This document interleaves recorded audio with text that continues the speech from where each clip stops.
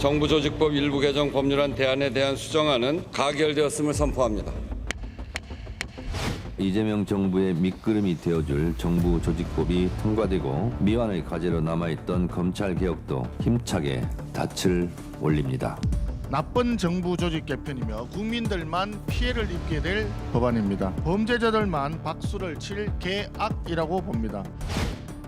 예, 안타깝게 생각합니다. 국회의 의결을 존중합니다. 향후 형사사법 시스템이 공백 없이 차질 없이 진행되도록 최선의 노력을 다하겠습니다. 사법부를 장악하고 검찰을 장악하고 이 모든 것이 이재명 한 사람 때문입니다.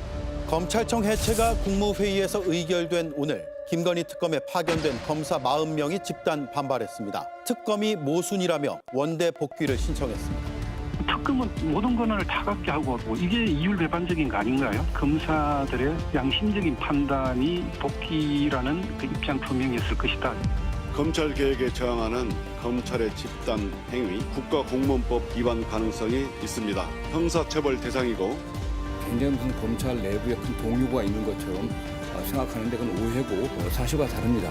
걱정 안 하셔도 됩니다.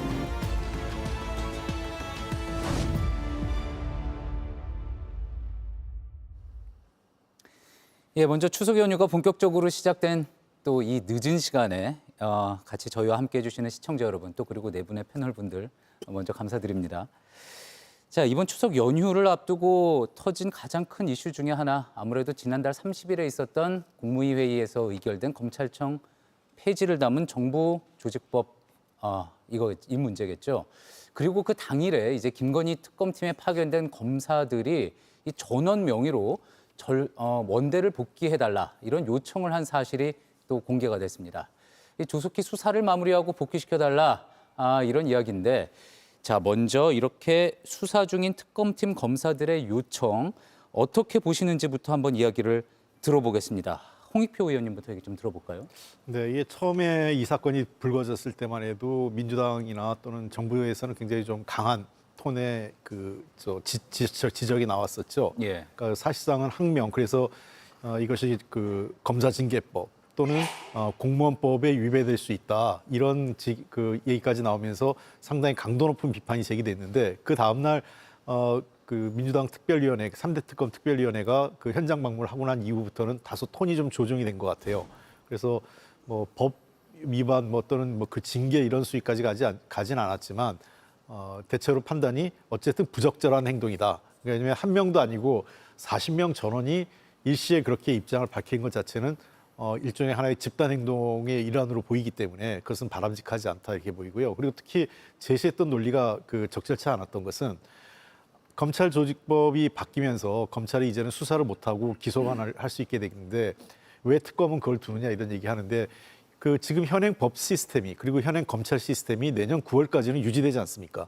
그런 차원에서 다들 정상적으로 수사하고 기소하는 것은 내년 9월까지 문제가 없습니다. 그리고 특검은 별도의 특검법에 따라 운영되는 준사법기관이기 때문에 그 자체를 검찰조직법의 변화를 갖고 특검에서 이루어지고 있는 수사 행태 또 수사와 기소가 함께 이루어지는 것을 부적절하고 모순된다고 얘기하는 것은 적절치 않은 비유라고 생각을 합니다. 예, 수사 기소가 계속 분리되지 않고 유지되는 현재의 시스템은 내년까지 유지가 되니까 적절하지 않은 지적이었다. 예, 박용진 의원님. 파견 원대복귀를 요청했던 그 검사들의 표현은 어떻게 보면 정중하게 요청이었습니다만 이제 내용은 항의죠. 예. 항의한 게 분명하고요. 검찰 전체의 움직임을 보면 항명이라고 해석해도 사실은 다른 말을 붙이기가 좀 어려운 상황이에요. 정부가 필요에 의해서요. 국회에서 법을 통해서 정부조직법 개편을 하고 있는 조직을 해체하기도 하고 붙이기도 하고 여러 차례 그렇게 해왔습니다. 공무원들이 유불리가 있었겠죠. 심지어는 세월호 사건 있고 나서 예. 박근혜 그 당시 정부에서는 해경을 해체해버렸잖아요. 난데없이 저게 뭔 소리야? 이제 이랬었던 기억이 다들 있는데 그럴 때 해경을 이렇게 해체하면 우리 바다는 누가 지키냐 이렇게 하고 항의하거나 원대복귀를 요청한다거나 뭐 이랬던 적이 없어요. 이게 조직적인 어떻게 보면 반발의 일종이고요. 조금 더 나가면 특권의식의 반로이기도 합니다. 그래서 어쨌든 여러 가지 이 일을 놓고서 검찰청 해체라고 하는 어떻게 보면 되게 역사적인 결정을 두고서 더 중요한 건 국가 전체의 범죄 대응 능력 그리고 피해자 구제와 관련된 사후 어떤 디테일한 작업 이런 것들을 얼마나 잘 하느냐에 관련해서 검찰에서 해줄 얘기가 많을 거예요. 자신들의 경험에 의하면 이런 부분에서 구멍 나면 안 된다. 이런 부분에서 혹시라도 실수하면 국민들에게 피해가 가고 인권에 커다란 구멍이 생긴다라고 하는 걸 잘 디테일하게 얘기를 해야지 정말 뻣뻣하게 우리는 이거 뭐 동의할 수 없어요, 따라갈 수 없어요 이렇게 얘기하고 온갖 내부에 그 조롱조의 글들 올리고 이렇게 하는 게 과연 공직자로서 적절한가에 대해서 다시 한번 묻겠습니다. 예, 특검팀 검사들의 요청은 사실상 집단 항명으로 봐야 되고 어쩌면 특권 의식이 드러난 것일 수도 있다. 김성태 의원님 생각은 어떠십니까? 그러니까 이게 추석머리 밥상에 누가 설익은 밥상 차리라고 했습니까? 그러니까 이재명 대통령도 이제 6.3 대선을 마치고 한쪽의 국민들은 상당히 좀 편향적이고 또 극단적인 국정 운영에 대해서 큰 우려가 있었지만은 그래도 중도 신용 협치를 내세우고 안정적 국정 운영을 해 나가겠다는 그런 대국민 약속에 그래도 국민들이 안도의 한숨을 진 거거든요. 그런 이재명 대통령도 이 검찰 개혁은 필요하지만은 이건 78년 만에 검찰청을 해체하고 그러면 수사와 기소를 분리하면서 비롯되는 사법 체계화의 이 행사 문제 이런 걸 정말 한치의 오차 없이 실수 없이 이걸 가져가야 되기 때문에 이거는 상당히 세밀하게 한번 검토하자. 그래서 이제 김민석 총리나 대통령실의 비서실장, 정무수석 그리고 당에까지 그런 내용이 상당한 부분 전달되었지만은 결국은 그걸 걷어차고 그냥 정청래 당대표의 그러니까 9월 25일 추석머리 밥상 그 약속에만 그냥 해란이 돼가지고 이렇게 설익은 밥상을 갖다 차려버린 거예요. 그러면 올해가 강복 80주년 그러니까 헌정 77년입니까? 8년입니까? 이런 상황에서도 지금 대한민국 헌법에는 엄연히 검찰총장의 직위가 살아있는데 그런 검찰 조직을 갖다 해체시키면서 그럼 국민적 이해와 동의를 구하는 어떤 그 절차가 누구보다도 중요한 부분을 이렇게 민주당의 일방적인 어떤 정청래 당대표의 소신과 의지로서 이걸 검찰개혁을 이런 방식으로 밀고 가서 완성시키겠다. 이거는 겁박이고 협박이고 여기에서 비롯돼서 나중에 많은 문제점이 야기돼가지고 사회에 엄청난 혼란이 야기된다면 그 책임은 당연히 이재명 대통령으로 돌아가는 거지 민주당 집권당 정청래 당대표에게 이 책임을 묻는 것은 아닐 거예요. 그런 만큼 지금이라도 이 보완적인 문제 그리고 여러 가지 앞으로 1년 동안에 이 법이 시행되기 이전 지금이라도 민주당 차원에서 집권당이 인식을 좀 바꿔줘야 되는 것이죠. 이걸 검찰개혁이라는 미명하에서 그냥 기존 그러면 특검에서도 오직하면은 특검 40명의 검사들이 특검에서 나름 사명감을 가지고 열심히 일하고 또 자기가 자기 친정 조직에 돌아가면 그걸 인정받아서 승진도 하고 싶은 마음도 있고 좋은 자리 가고 싶은 마음도 있고 그렇기 때문에 여기 차출돼가 온 사람들 아닙니까? 예. 그 사람들이 오직하면은 특검 뭐 자기가 맡은 소임 다 하고 나면 빨리 원대 복귀시켜달라. 예. 이거는 그만큼 이 상황을 심각하게 봐야 된다는 문제죠. 그러니까 당이 너무 속도만을 앞세우다 보니까 설익은 검찰개혁안이 통과돼 버리고 말았다. 그런 말씀인 것 같습니다. 정호김 의원님. 한국 현대사를 보니까 검찰과 그 권력의 관계에서 많은 부작용과 비극을 양산했던 것이 사실이고요. 이번에 검찰 개혁은 어떻게 보면 검찰 스스로 자초한 업보의 측면이 있는 것은 사실이거든요. 근데 아까 제가 말씀드렸듯이 검찰과 권력의 관계에서 그러한 문제들이 발생했으면 검찰 개혁에는 검찰의 그 어떤 독점적인 기소와 수사를 분리하는 것 외에 권력이 검찰을 어떻게 하면 독립적으로 중립적으로 활동할 수 있도록 그렇게 만들 것인가에 대한 개혁 내용도 들어가야 된다고 생각하는데 전자는 했는데 후자가 지금 빠져 있다라는 말씀을 꼭 드리고요. 지금 그 특검에서 검사들이 반발하는 거는 저는 한편으로 이해가 가요. 심지어는 지금 그 재판에 상복을 입고 전부 나와가지고 무언의 지금 저항을 하고 있는 건데요. 검은 정장에 검은 넥타이를 메고 그러면 그러고 상복 재판에 참여를 아닙니까? 했죠. 맞습니다. 예. 그런데 지금 보면은 그 검사들이 수사권을 독점함으로써 많은 문제를 양산했다고 해놓고 특검에 검사 보고 수사하라 그러고 지금 검사 수도 늘리는 거 아니겠습니까? 그리고 또 공수처도 지금 수사 기소에 대해서 상당히 그 재량권을 가지고 있잖아요. 그러면 검찰의 입장에서 보면은 공수처와 특검은 검사가 수사할 수 있는 것이고 검찰청은 없애면서 검사가 수사할 수 없도록 하고 그다음에 수사했던 검사는 공소유지를 못한다고 해놓고 지금 9월까지가 유예 기간이라 그러는데 수사는 그때까지 특검 수사는 끝날 수 있을지 모르지만 공소유지를 하려면 그 이상으로 많은 시간이 필요한 그런 현실적인 문제도 도출되지 않겠습니까? 그리고 지금 말씀하신 대로 78년 만의 개혁인데 거의 혁명적 수준이에요. 사실은 항상 그 총론보다는 강론이 중요한데 법무부 장관이 국민 눈높이에 맞는 매우 치밀하고 정치한 개혁을 하겠다 그랬는데 실제로 민주당 내의 강경파에 의해서 대통령의 실용주의가 무색한 지금 그런 상황이 연출되고 있는 것 아니겠습니까? 그리고 검찰이 반발하는 거에 대해서 민주당이 굉장히 강하게 지금 나오고 있는데요.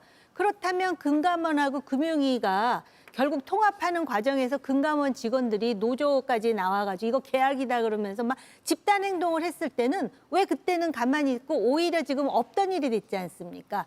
그러니까 저는 개혁을 하더라도 일관성이 있고 설득력이 있고 그다음에 이것이 장기적으로 지속 가능한 그런 개혁이 돼야 되는 게 아니냐. 그런 차원에서 검찰들이 지금 이런 식으로 집단적으로 반발하는 거는 과거의 검찰의 업보에 비추어 볼 때 그것 자체도 굉장히 못마땅한 현상이긴 하지만은 그 사람들 나름대로 그 사람들을 전부 정치 검찰로 매도하거나 일반화하는 것도 문제가 있다. 개혁을 할 때 이 사람들에게 이렇게 그 뭐라 그럴까 모욕감을 주면서 마치도 개혁 대상 내지는 악의 축으로 몰면은 오히려 개혁의 효과도 반감되지 않을까에 대해서 여당은 좀 많은 고려가 필요할 것 같다라는 생각이 들었습니다. 오해가 혹시 있으실까 봐서 말씀드리면 금감원은 사실은 이제 공무원 조직이 아니에요. 공공기관도 아니고 그냥 특수법인의 성격이기 때문에 그분들이야 이렇게 할 수 있다고 생각을 합니다. 그리고 이제 거긴 또 노조가 있으니까 노동조합 중심으로 해서 자신들의 처우라든지 이런 걸 얘기할 수 있지만 검찰은 다르잖아요. 검사는 그야말로 신분이 보장된 공무원이고요. 상당히 고위직 공무원들의 집단이기도 하고 우리 정 의원님께서 말씀하신 것처럼 지난 70년 넘는 세월 동안 정치 검찰이라고 하는 단어가 무슨 그냥 일반 대명사처럼 이렇게 될 정도로 여러 악업을 쌓아왔기 때문에 국민들이 절대 다수가 검찰 개혁의 필요성에 공감하고 있는 거거든요. 근데 지금 이것을 저항하는 것에 대해서 다른 국가 조직들과의 관계 혹은 이제 금감원과의 관계를 대비하는 것은 좀 다르다고 일단 보고요. 특검과 관련해서도 우리 홍익표 대표님이 말씀 이미 해주셨습니다만 특검은 그야말로 특자가 붙잖아요. 특별한 사건에 특별한 시기를 지정해서 또 특별검사를 임명하여 그 사안에 대해서만 하도록 법으로 정해서 뒷받침을 하고 있는 거거든요. 근데 지금까지 대한민국 검찰은 모든 사건에 대해서 할지 말지 자신들이 판단하고 하게 되면 어떤 법을 적용할지 자기들이 판단하고 그 사람한테 몇 년의 형량을 구형할지 자기들이 판단하고 그리고 최종적으로 그 재판에 붙여서 기소를 할지 말지 이것까지 다 합니다. 그리고 나중에 형을 집행하는 것까지 자기들이 다 책임지고 그러니까 이 모든 권한을 가지고 있는 특수한 권력 집단에게 그 권력을 분할하기 위한 기소와 수사를 분리하기 위한 논의는 오랫동안 있어왔고 이제 겨우 그것이 진행되고 있다라고 하는 점을 국민 여러분들께서 잘 이해해 주시면 감사하겠습니다. 아니 그 말씀도 맞는데요. 사실 검찰이라는 조직은 또 준사법기관이라는 표현도 쓰지 않습니까? 그리고 아까 말씀하셨듯이 이것이 범죄 대응의 그런 어떤 중요한 역할을 하는 것이라면은 단순히 어떤 정치적 사건, 지금 그 민주당에서 나오는 얘기를 보면 이런 얘기들도 하더라고요.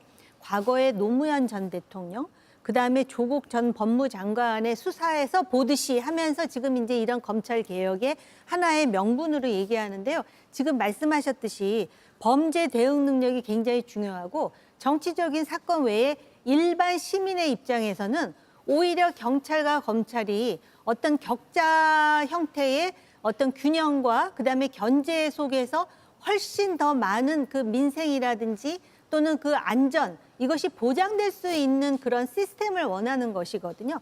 그리고 지금 말씀드렸듯이 수사와 기소를 분리하기로 한 것에 대해서는 별로 이의가 없습니다. 그런데 강론에 들어가서 이걸 이렇게 추석에 추석밥상에 올라와야 된다라는 이런 상징성을 의미하면서 하다 보면은 지금 검사들이 굉장히 항명을 했다고는 하는데 제가 볼 때는 과거의 저항에 비해서는 검은 양복에 검은 넥타이 하면서 나름대로 상당히 과거보다는 그 뭐라 그럴까 자제를 하는 그런 모습까지도 보이거든요. 그리고 사실은 지금 민주당에서도 긴장하는 거잖아요. 그러다 보니까 가서 얘기도 듣고 항명이 아니라 하소연이다 이런 이야기도 하고 그러는데요. 저는 이 검찰 개혁이 잘 됐으면 좋겠어요. 그럼에도 불구하고 지금 이것을 그 하는 과정에서 그 민주당에서 보여주는 특히 지도부에서 보여주는 그 거친 모습 이런 것들이 불편한 것도 사실이란 말씀을 드리는 거죠. 이렇게 보면 될 것 같아요. 검찰 수사 아까 말씀하신 대로 뭐 민주당이 검찰을 악마화할 이유도 없어요. 대다수의 우리가 알기로 정치 검사라고 하는 사람들은 전체의 5%도 안 될 겁니다. 한 2, 3%쯤 될까요? 대부분의 90% 이상 되는 대다수의 검사는 성실하게 일해왔고 국가를 위해서 봉사하는 공무원들로 많이 있습니다. 다만 일부 그 정치 검사에 의한 그 정치 사건들이 굉장히 우리 사회에 미친 파장이 컸다는 겁니다. 되게 그 전형적인 형태가 나타나는 게 이제 표적 기획 수사, 그리고 이제 별건 수사, 그리고 또 하나는 수사 종료를 하지 않아요.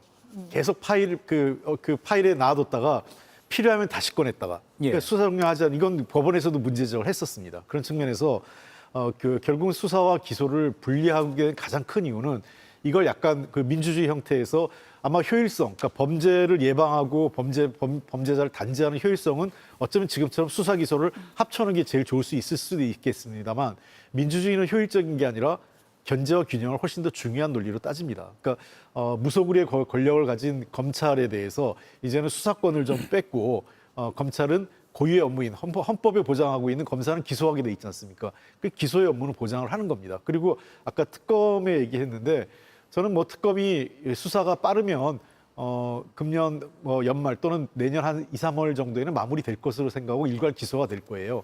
그 경우에는 과거에도 특검이 해산되고 공소유지는 검찰이 한 경우도 있었습니다.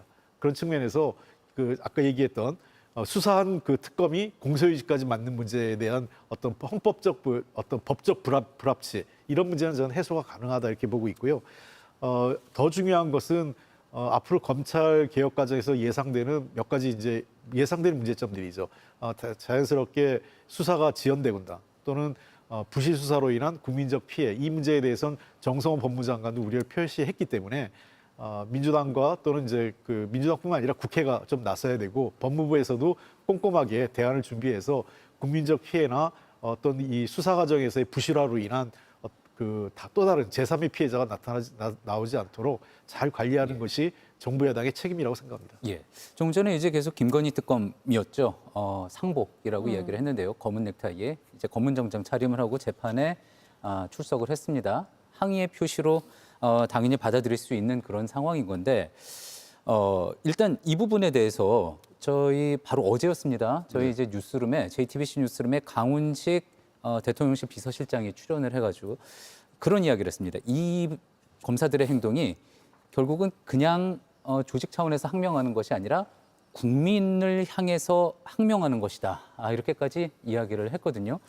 김 의원님 어떻습니까? 그러니까 이제 요 며칠 사이에 민주당이 이제 가지고 있는 그런 당력, 그러니까 당의 모든 하력을 다 쏟아부으면서 쉽게 말하면 이 검찰 개혁이라는 미명하에서 지금 정부 조직법 개정안에 대해서 좀 볼멘 소리를 내는 그 원천적인 문제를 갖다 아예 그냥 발본색은 해버리겠다는 그런 집중적인 한마디로 공실을 펴고 있는 거예요. 그건 대통령실 그냥 특히 국회 절대 뭐 입법 권력들 뭐 다 나섰죠. 심사위단체까지. 뭐 검찰이 무소불위의 권력을 휘두르면서 그동안 이제 인지 기획 수사, 별건 수사를 통해 가지고 사실상 무고한 그런 많은 정치인들의 억울함도 양산시켰고 예. 또 많은 국민들이 그 희생도 있었던 거 사실이에요. 그럴수록 이 검찰 개혁 부분은 이 국민적 공감과 동의 속에서 이루어지는 게 맞다는 거죠. 그러니까 민주당만의 방식의 검찰 개혁에 모든 국민들도 다 동의하고 특히 제1야당을 비롯한 야당도 무조건적으로 이거는 따라와야 된다. 이런 방식의 검찰 개혁은 나중에 이게 마무리되고 나더라도 그러니까 이제 하나 예를 들어 봅시다. 작년 12.3 비상계엄이 발생했지만은 그러니까 공수처를 만들면은 문재인 정권 당시에 모든 게 만사 형통으로 다 해결되는 것처럼 해가지고 그 공수처에 올인을 했었어요. 그런 공수처가 막상 이제 12.3 비상계엄 같은 사태가 나니까 어떤 역할이 됐습니까? 정말 저게 별도의 그렇게 엄청난 국민의 헬스가 투입된 그런 조직에서 허둥지둥 되면서 제대로 된 수사도 하지 못하고 그러니까 영장 청구 절차에서도 편수 뭐 꼼수를 통해 가지고 이렇게 하는 그런 모습들. 그렇지만 윤석열 대통령의 12.3 비상계엄이 워낙 잘못됐기 때문에 국민들은 넘어가 준 거예요. 예. 그렇듯이 공수처 하나의 예를만 들어도 그런 건데 이게 78년을 유지해온 검찰의 이 수사 기능이라든지 공소 유지 기능 이런 부분을 갖다가 일정 부분 너무 무소불위의 권력으로 그게 정치 권력화됐을 때 그게 문제라는 거지. 예. 지금처럼 행정부 장관한테 행안부 장관 밑에 그냥 경찰 수사, 경찰 국수본 있죠. 여기다 검찰 조직에 중수청 들어가죠. 물론 공수처 조직은 별도지만은 이게 권력에 또 이런 경찰 권력의 수사 원함용은 예. 그걸 어디서 견제가 될 거냐 이거. 예? 여기에다가 지금 이제 검찰의 흔히 말하는 보안 수사 기능까지도 필요 없다. 이렇게 이제 민주당의 입장은 있는 거거든요. 그래서 이제 앞으로 갈 길은 험한데 지금 이제 검사들의 90%는 사실상 형사 사건을 전담하는 그런 검사들 아닙니까? 일부 정치 검사 행태를 그 사람들을 처벌해야 되는 거지. 본연적으로 대한민국 사법 체계와 이 검찰 기능이 이걸 일방적으로 민주당 잣대로만 손을 대고 그게 검찰 개혁이다 이렇게 포장해서는 위험하다는 거예요. 예. 그럼 누구든 검찰 개혁을 지금 하지 말자는 사람은 별로 없을 거예요. 네. 그 요번에 그 검사들이 어떻게 보기에는 과거 아까 말씀하셨처럼 과거에 비해서는 약간 소심하다 할까 소소한 이게 반란 항명 이렇게 했어요. 예. 이게 배경을 좀 보니까 특검 주변하고 서초동 법조계 주변에서 이제 나오는 얘기가 그 전직 검사 출신들, 그러니까 이제 그 검찰에서 은퇴해서 나와서 이제 그 변호사 업무를 하고 있는 이제 검찰 출신들이 현재 검사들한테 굉장히 뭐라 그랬다는 거예요. 검사로서의 자부심도 기백도 없이 뭐 하는 거냐, 뭐 아무 소리도 못 하고 검찰청이 없어지는데, 그러니까 이 특검에 있던 검사들이 이 약간의 그러니까 이 그 소소한 반란 비슷하게 항명 비슷하게 했던 거예요.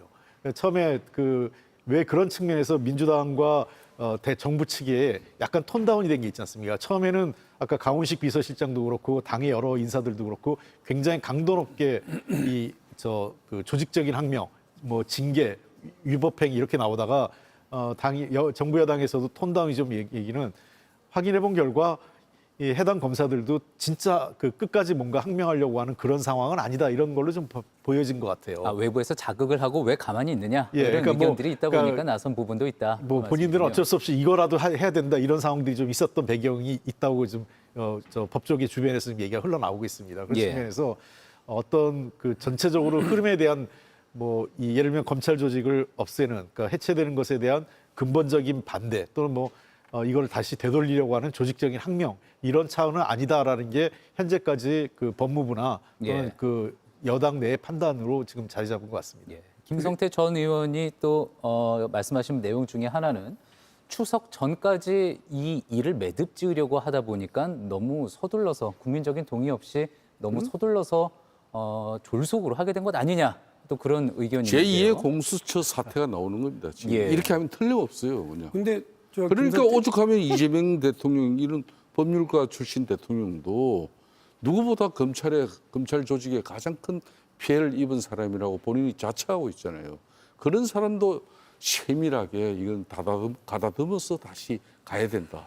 그래서 속도 조절을 갖다가 이제 당부를 한 건데 그걸 집권당의 친정집의 당대표라는 사람이 자기 정치를 위해서 또 자기 당의 강성 지층의 어떤 그 기반을 위해서 이런 식으로 몰고 간다는 것은 저도 검찰개혁을 상당히 원하는 사람이지만 이런 방식의 진행은 동의할 수가 없다는 거예요. 김성태 대표님께서 민주당에 대해서 분리 정밀 타격을 지금 시도하고 계시는 것 같은데 근데 공수처 관련해서 제가 이제 한 가지 말씀을 드리면 저는 뭐 사실은 지난번 제가 그 법사위원으로 마지막에 있을 때 공수처 꽂아놓은 보릿자루 이렇게 계속 뭐라고 하기도 했거든요. 근데 거기에 되게 큰 그 문제는 구조적인 문제 지적하신 거에 대해서 저도 동의는 합니다만 실제로 윤석열 정부 때 뭐 규모를 너무 축소시켜놓고 지원도 안 하고 그래서 공수처에서 공수처장이 국회 오면 예산 좀 못 해달라고 그 얘기하지 뭐 수사를 어떻게 해달라는 말도 안 해요. 그러니까 심각했었어요. 그러니까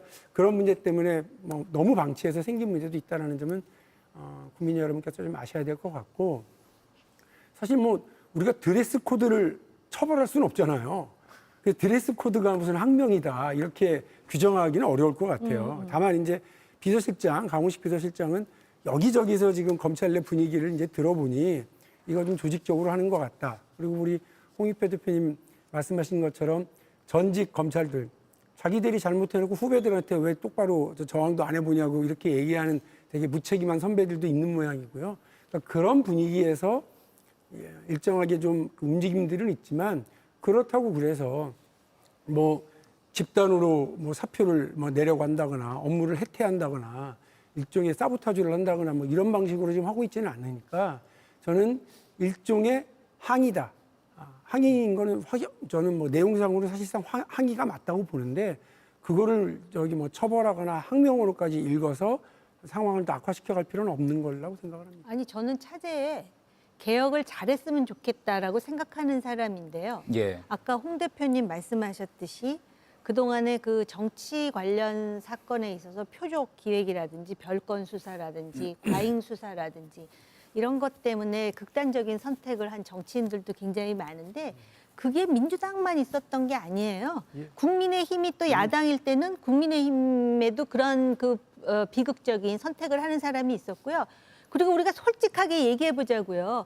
그렇게 해서 또 잘 나가던 검사들이 각자 자기 민주당에서 잘 나갔던 사람 민주당에 지금 국회의원으로 들어와 있고 국민의힘도 마찬가지 아니에요? 그래서 사실은 수사, 기소는 분리하는 것이 전 세계적인 보편 룰이고요. 그게 우리가 안 돼 있었지만 지금 어쨌든 하는 거 아닙니까?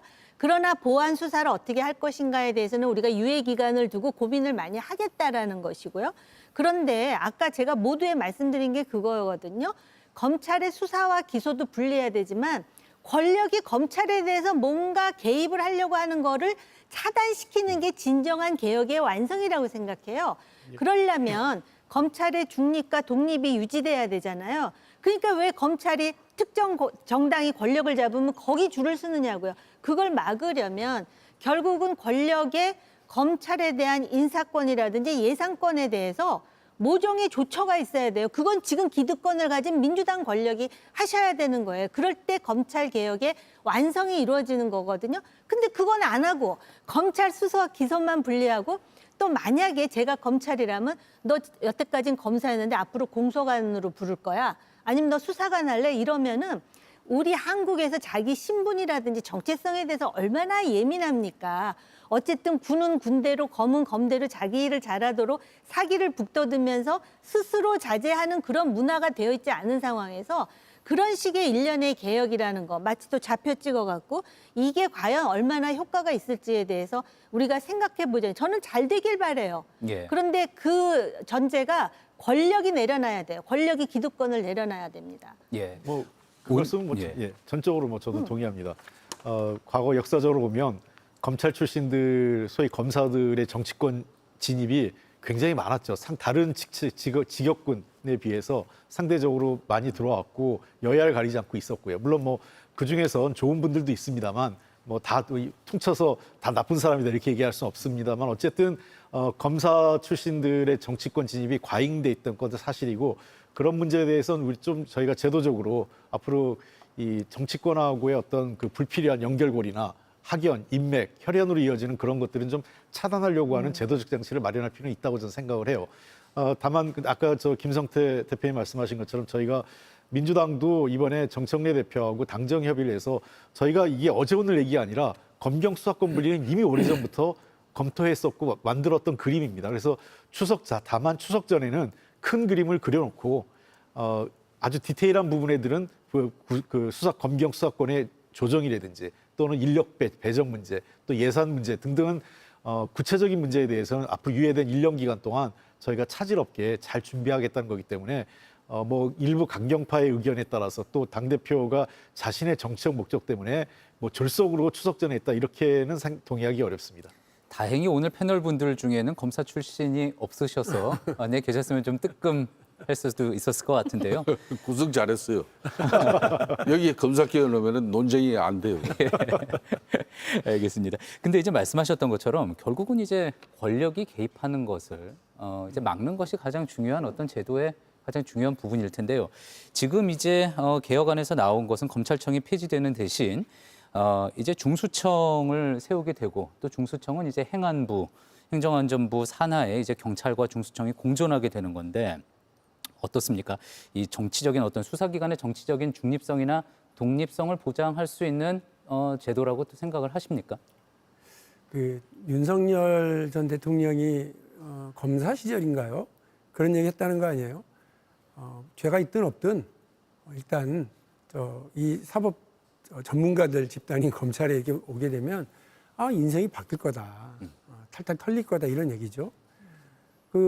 그런 비일비재한 사례가 많은데 최근에 저희 당 의원입니다만 기동민 전 의원의 경우 무죄 받았어요.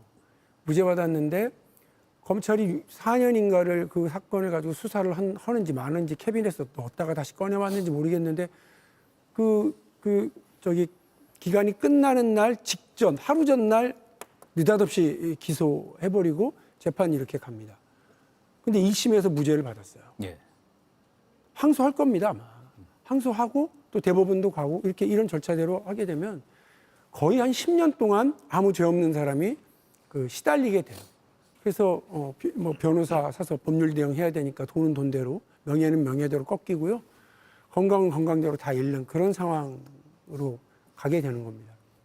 일반 국민들이 무슨 그런 일을 겪겠냐고 얘기하실 문제가 아니라고 생각합니다. 예. 누구든 이 문제와 관련해서는 다들 알고 있는 만큼 저는 반드시 이 문제에 대해서 정확하게 대응했었어야 된다고 생각을 하는데 지금 오히려 저는 검찰이 수사도 하고 아까 말씀드린 것처럼 수사부터 기소까지 싹 다 끌고 가면 자기들은 뭐 무죄를 받든 뭐가 됐든 아무 피해 안 보니까 권력에 의해서 표적이 된 그 사람, 그 세력에 대해서 얼마든지 괴롭히고 패가망신시킬 수 있다. 이게 확인되는 거예요. 예.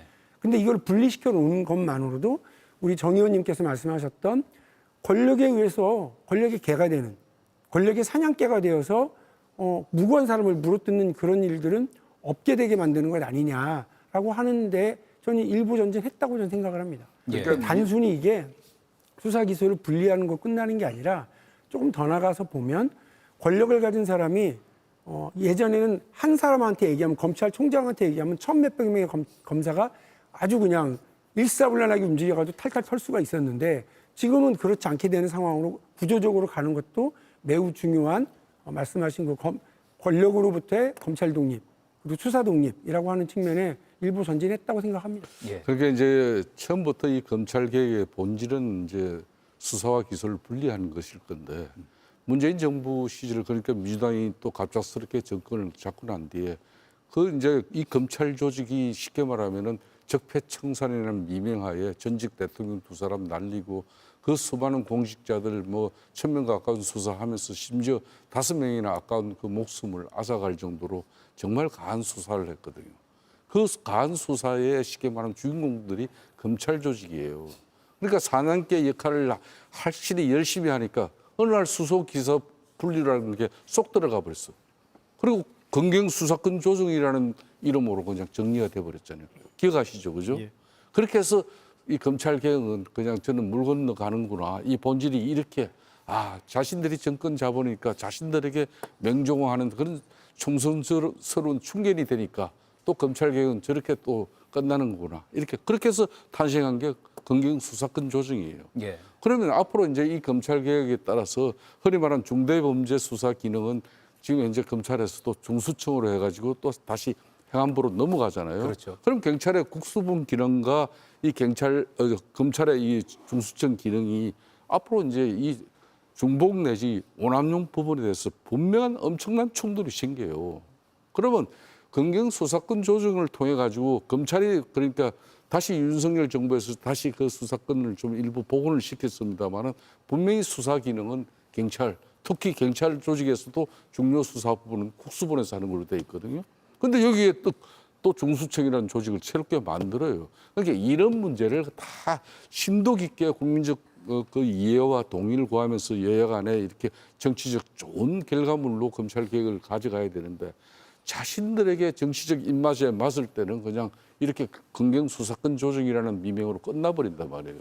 그렇듯이 앞으로도 저는 이 검찰 개혁 부분이 이런 섣부른 추습 밥상에 올리는 밥상식으로 이렇게 정부조직법 개정해가지고 이렇게 가는 부분은 정말 이거는 미완을 위한 어떤 검찰 개혁으로 갈 수밖에 없어요. 그렇기 때문에 지금이라도 속도 조절을 통해 가지고 정치적으로 정말 깊은 고민을 하고 이걸 가져가자 이 이야기입니다. 그 속도 조절을 말씀을 하셨는데 저도 그 부분을 많이 생각해 봤어요. 그러니까는 수사와 기소를 분리하되 지금 이제 예를 든다면 특검 수사라는데 검찰을 자꾸 이제 그 동원하잖아요.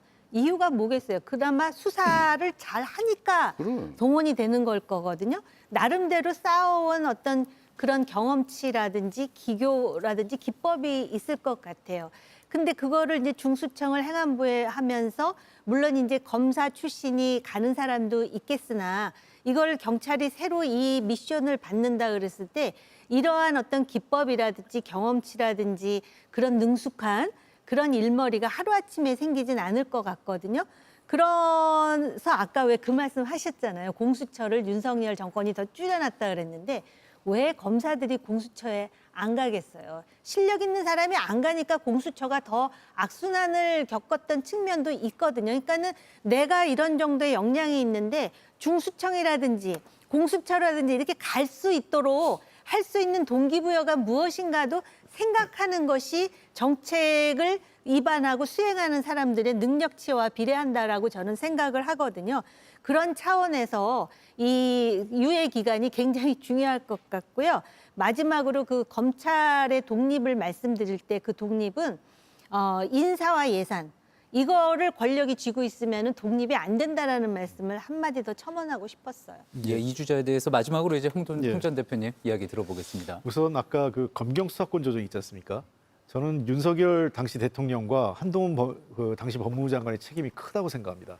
기억을 하시겠지만 그때 박병석 의장이 등이라는 한 글자를 넣으면서 등이 다른 별도의 6개 중대, 그러니까 선거, 부패 등 6개 범죄 이외에 다른 거를 하라는 의미가 아니다라는 거를 장황하게 입법 취지를 설명을 했어요. 본회의장에서요. 그럼에도 불구하고 그걸 등이라는 이유로 갖다가 할 수 있다고 해석을 해가지고 하면서 지금의 사태, 그러니까 아예 검경수사권 조정으로 안 되겠구나. 아예 그 수사권을 완전히 없앨 수밖에 없는 상황으로 간 거는 제가 보기엔 당시 윤석열 대통령과 한동훈 법무부 장관의 책임이 크다 이렇게 봅니다. 그다음 두 번째, 저는 아까 우리 앵커께서 지적해 주신 문제인데요. 새로 만들어지는 이제 중수청에 대한 사실은 걱정도 좀 있습니다. 왜냐하면 이게 한국형 FBI인데 미국에서 우리가 잘 아는 것처럼 FBI 후보국장 시절에 FBI가 얼마나 많은 전횡과 정보력 독점에 따른 또 폐해가 이 권력기관이 된 경험이 미국에서 있었거든요. 그 이후에 미국도 대대적인 혁신과 수술을 해가지고 FBI를 권력기관을 힘을 뺐단 말이에요. 그러니까 제가 걱정스러운 거는 권력이라는 것이 없어지지 않더라고요. 권력이라는 거는 어딘가에서 권력을 빼면 그 권력이 유령처럼 또 다니다가 딴 어딘가에 또 정착을 하게 되더라고요. 그런 측면에서 저는 이 중수청이 새로운 권력기관이 되지 않게 하려면 우리가 세심한 노력이 필요한데 특히 예, 제가 그때 행안위 하면서 경찰 개혁할 때 굉장히 중요했던 것은 정보 경찰 문제입니다. 그러니까 결국은 권력이 어디서 나오냐? 이 정보력에서 나오기 때문에 이 경찰 또는 중수청의 정보 수집과 관련된 내용을 어떻게 민주적으로 통제할 거냐 하는 문제의 핵심이라고 보고, 두 번째는 지금 현재 경찰위원회도 있고, 이제 앞으로 중수청이 만들어지면 국가수사위원회도 둬야 되는데, 실질적으로 이 민간기구, 그러니까 이 정부 사람만 구성된 게 아니라 이 민간인으로 구성된 민간 전문가죠. 이 위원회가 실질적으로 중수청과 경찰청을 관리하고 통제할 수 있는 권한을 좀 줘야 됩니다. 이 문제는 많은 분들이 그 법학 그 로스쿨 교수님들이 제안을 줬음에도 불구하고 정권마다 그 뭐랄까요, 경찰에 대한 권한, 그러니까 장악을 놓고 싶지 않으니까 국수위나 경찰위원회에다가 힘을 안 주려고 하기 때문에, 저는 이 문제에 대해서는 민주당도 이번에는 확실하게 개혁을 해서 예. 그 견제와 통제 장치를 권력으로부터 자유로운, 권력으로부터 영향력 받지 않는 독립적인 수사기관을 되는데 저희들도 역할을 좀 해야 된다고 생각합니다. 예.